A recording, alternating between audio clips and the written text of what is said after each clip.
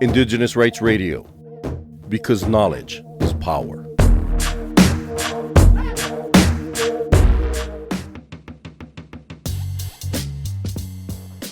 The Conference of the Parties, or COP, is an international climate summit which is held annually unless the parties decide otherwise. At these gatherings, world leaders come together to work on solutions to tackle climate change. There are now 198 parties to the convention, constituting near universal membership. Cultural Survival attended COP28 in Dubai and spoke to some of the delegates who attended the conference.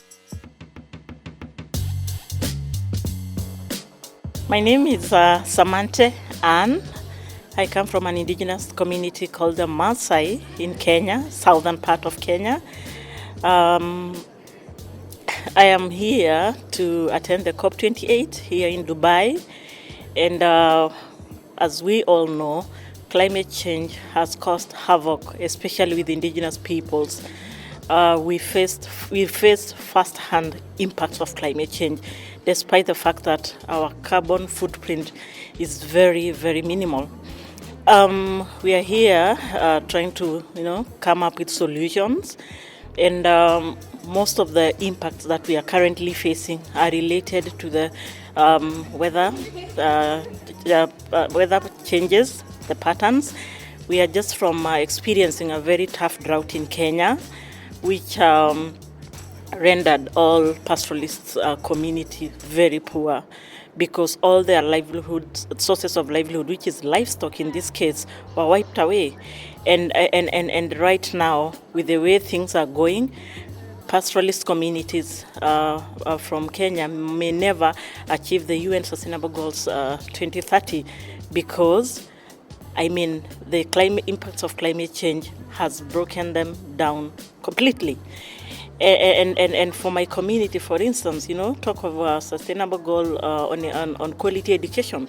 Education is a luxury right now, because you cannot take a child to school while you do not have food on your table.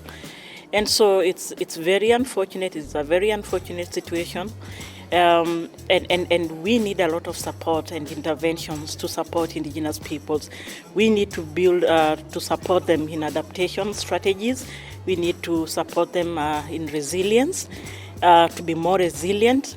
And what we expect from this COP is that the operationalization of some of these initiatives, like the Loss and Damage Fund, because, as I said earlier, the indigenous communities face first-hand crisis of climate change. And so they are the ones who are feeling most the heat.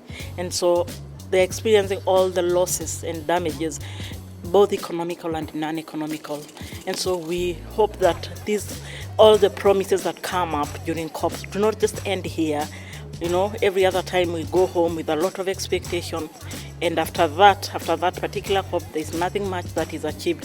So we would really, my expectation is that we really get to a point where we realize all the commitments that are being made in the COPs.